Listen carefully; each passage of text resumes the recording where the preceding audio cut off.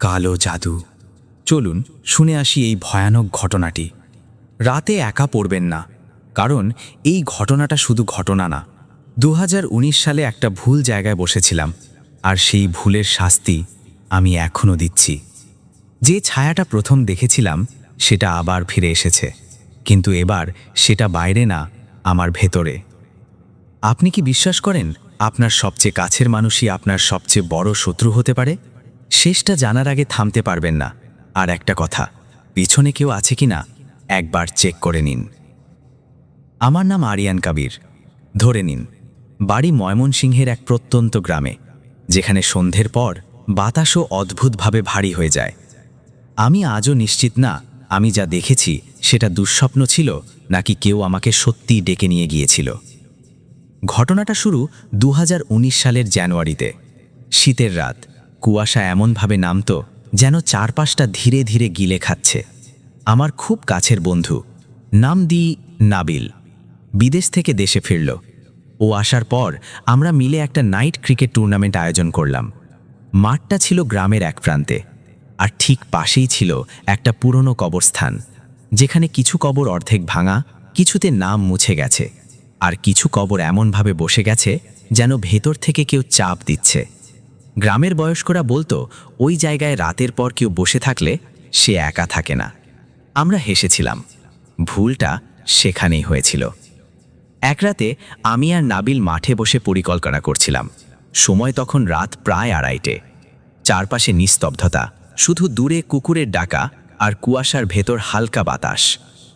হঠাৎ আমি টের পেলাম কেউ আমাদের দিকে তাকিয়ে আছে। আমি ধীরে কবরস্থানের দিকে তাকালাম। প্রথমে কিছুই দেখিনি, তারপর দেখলাম একটা ছায়া।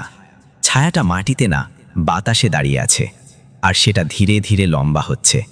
আমার বুকের ভেতর চাপ অনুভব করলাম, কিন্তু আমি কিছু বলিনি। সেই রাতে সব শুরু হয়। পরদিন সকাল থেকে আমার শরীর অস্বাভাবিক ভারী হয়ে যায়।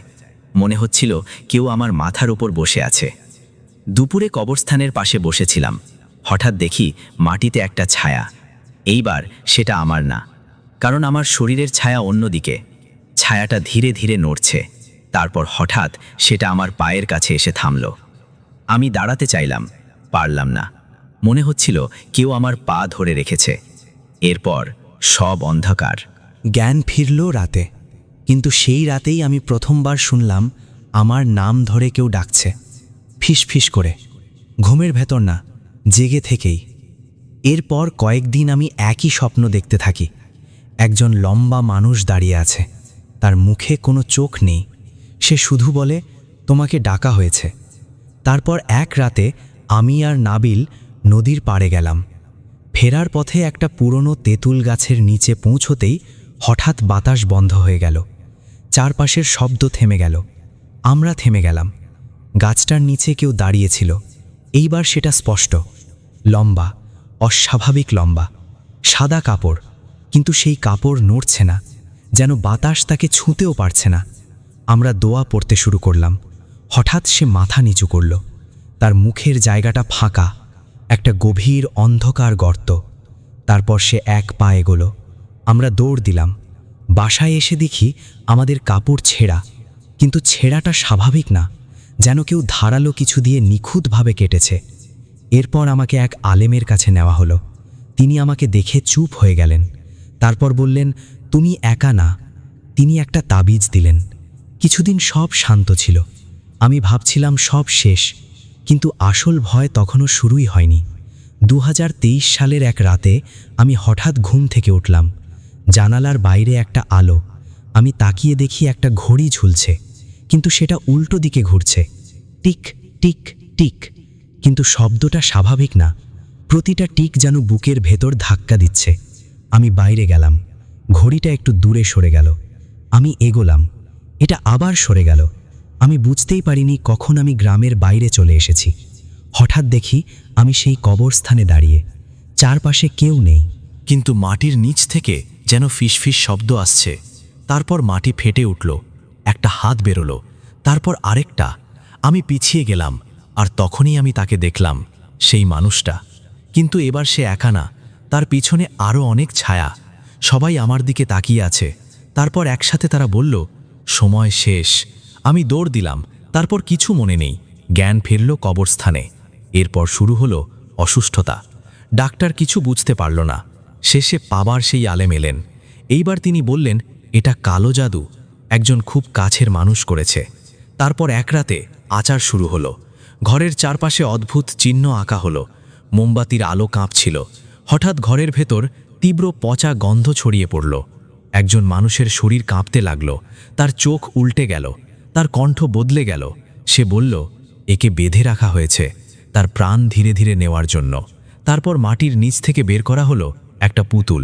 পুতুলটার গায়ে আমার কাপড়, আর তাতে গেঁথে আছে অসংখ্য সূচ। তার বুকের জায়গায় একটা ছোট ঘড়ি বসানো, যেটা উল্টো দিকে ঘুরছে। সব পুড়িয়ে ফেলা হলো। তারপর সেই সত্তা একটা নাম বলল।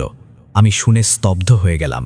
সে ছিল নাবিল, আমার সবচেয়ে কাছের বন্ধু। ঈর্ষা, টাকা আর ঘৃণা তাকে এমন করে তুলেছিল। সব শেষ হবার পর আমি ধীরে ধীরে সুস্থ হলাম। সব কিছু আবার স্বাভাবিক হয়ে গেল। আমি ভেবেছিলাম সব শেষ, কিন্তু না। আজও মাঝরাতে কখনো কখনো আমি ঘুম থেকে উঠে দেখি আমার ঘরের দেয়ালে একটা ছায়া পড়ে আছে, একটা ঘড়ির ছায়া, যেটা উল্টো দিকে ঘুরছে। Tick tick tick. আর সেই শব্দের সাথে সাথে আমি স্পষ্ট শুনতে পাই একটা ফিসফিস কণ্ঠ, এইবার আর কেউ তোমাকে বাঁচাতে পারবে না, কারণ এইবার আমরা তোমার ভেতরে আছি। এই কথাটি শোনার পর ঘর বিছানা থেকে উঠে আস্তে আস্তে বের হয়ে যেতে শুরু করল এবং একটি জঙ্গলের মধ্যে যাওয়া দেখা গেল। গ্রামের একটি মানুষ দেখল জঙ্গলের ভেতর নীরব অবস্থায় ঠিক স্থিরভাবে চলে যাচ্ছে। ওই যে জঙ্গলের মধ্যে গেল, এরপর থেকে আর কখনো দেখা যায়নি ওই ছেলেকে। ঘটনাটি ছোট কিন্তু খুব ভালো। যদি ভালো লাগে তাহলে অবশ্যই কমেন্ট বক্সে জানিয়ে যাবেন। আজকের ঘটনাটি পাঠিয়েছেন ভারত থেকে প্রতীক মুখার্জি নামে একটি দাদা। চলুন বকবক না করে চলে যাই ঘটনায়। ভারতের পশ্চিমবঙ্গের হুগলি জেলা থেকে পাঠানো এক শিহরণ জাগানো সত্য ঘটনা। শৈশবে দেখা এক রহস্যময় অবয়বের স্মৃতি, যার উত্তর মিলেছে বহু বছর পরে, তবুও রয়ে গেছে অজস্র প্রশ্ন। শুনুন প্রতীক মুখার্জির পাঠানো গা ছমছমে এই অভিজ্ঞতা। ঘটনাটি পাঠিয়েছেন প্রতীক মুখার্জি, জেলা হুগলি, পশ্চিমবঙ্গ, ভারত। মানুষের জীবনে এমন কিছু অভিজ্ঞতা এসে পড়ে যেগুলিকে প্রথমে তুচ্ছ মনে হলেও সময়ের সঙ্গে সঙ্গে সেগুলোই সবচেয়ে গভীর প্রশ্নের জন্ম দেয়। যতই যুক্তি দিয়ে ব্যাখ্যা করতে চাওয়া হোক, কিছু স্মৃতি যেন নীরবে মনের অন্ধকার কোণে বসে থাকে, সুযোগ পেলেই ফিরে আসে। প্রতীক মুখার্জির এই অভিজ্ঞতাও তেমনই এক ঘটনা, যা বহু বছর কেটে যাওয়ার পরেও আজ পর্যন্ত সম্পূর্ণ ব্যাখ্যা খুঁজে পায়নি। আজ থেকে প্রায় 20 বছর আগে যখন প্রতীক খুব ছোট, তখন সে প্রায়ই তার মায়ের সঙ্গে মামার বাড়ি যেত। সে সময়ের গ্রাম বাংলার পুরনো বাড়িগুলোর এক বিশেষ আবহ ছিল। মোটা দেওয়াল, উঁচু ছাদ, বড় বড় জানালা আর দীর্ঘ দালান জুড়ে এমন এক স্তব্ধতা, যেন বাড়ির প্রতিটি ইঁটে বহু বছরের জমে থাকা নিঃশ্বাস লুকিয়ে আছে। প্রতীকের মামার বাড়ির পাশেই ছিল তাদের এক আত্মীয়ের বাড়ি। মামার বাড়ি থেকে ফেরার সময় তার মা প্রায়ই সেখানে কিছুক্ষণ বসে আত্মীয় স্বজনের সঙ্গে গল্প করতেন। ছোট্ট প্রতীকের কাছে সেই সময়টা ছিল অত্যন্ত বিরক্তিকর। বড়দের আলাপচারিতায় তার কোনো আগ্রহ ছিল না, তাই সুযোগ পেলেই সে নিঃশব্দে ঘর থেকে বেরিয়ে বাড়ির ভেতরে ঘুরে বেড়াত। বাড়িটি ছিল বেশ পুরনো।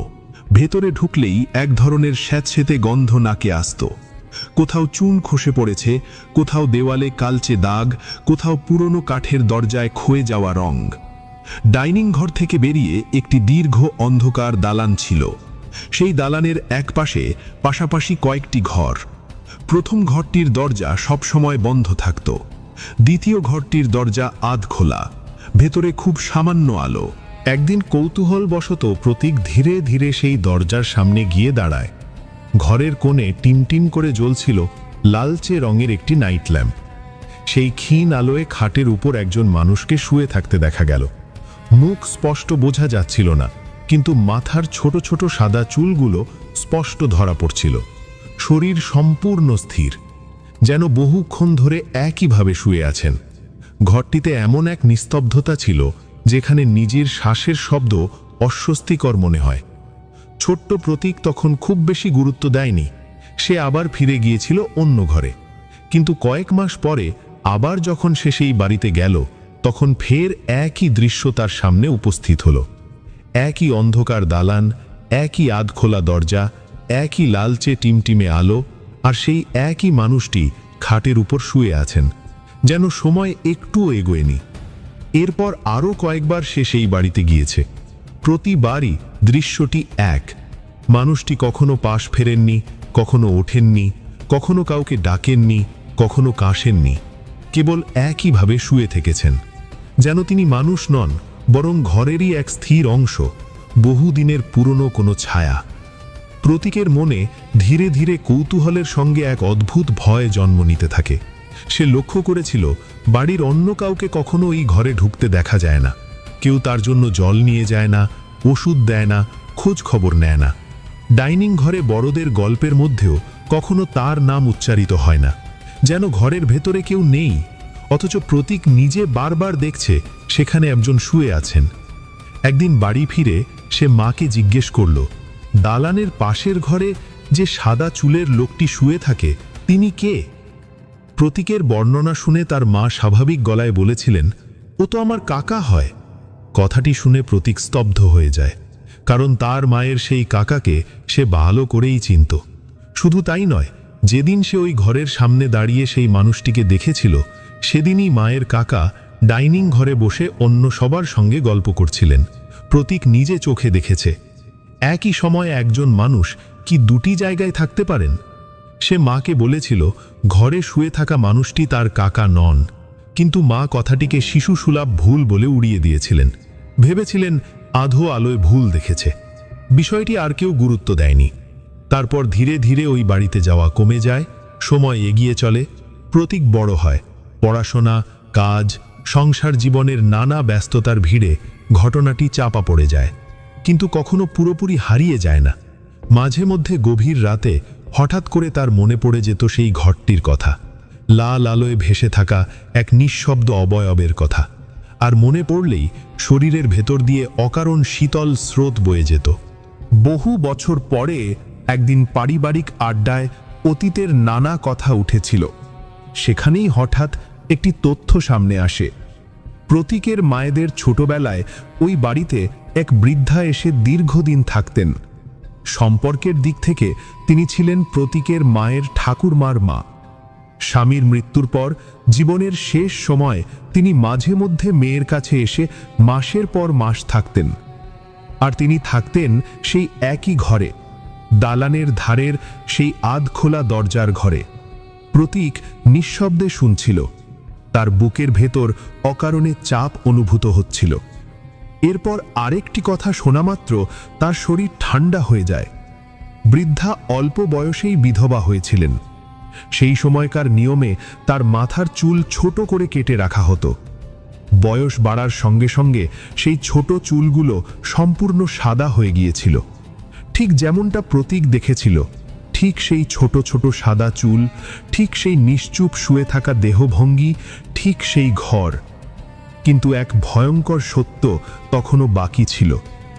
প্রতীকের জন্মের বহু বছর আগেই সেই বৃদ্ধার মৃত্যু হয়েছিল। তাহলে ছোটবেলায় প্রতীক কাকে দেখত? কেন প্রতিবার একইভাবে তাকে শুয়ে থাকতে দেখা যেত? কেন বাড়ির কেউ কখনো তার কথা বলতো না? আর যদি সবটাই শিশু মনের ভুল হয়, তবে বহু বছর পরে জানা প্রতিটি বিবরণ হুবহু মিলে গেল কিভাবে? আজও প্রতীক সেই প্রশ্নের উত্তর খুঁজে পায়নি। তবে মাঝে মাঝে রাতে হঠাৎ ঘুম ভেঙে গেলে তার মনে হয় পৃথিবীতে কিছু উপস্থিতি আছে যারা চলে গেলেও পুরোপুরি বিদায় নেয় না। কিছু মানুষ হয়তো মৃত্যুর পরেও ফিরে আসে তাদের সবচেয়ে চেনা ঘরে, সবচেয়ে পরিচিত খাটে, সবচেয়ে অভ্যস্ত ভঙ্গিতে শুয়ে থাকতে।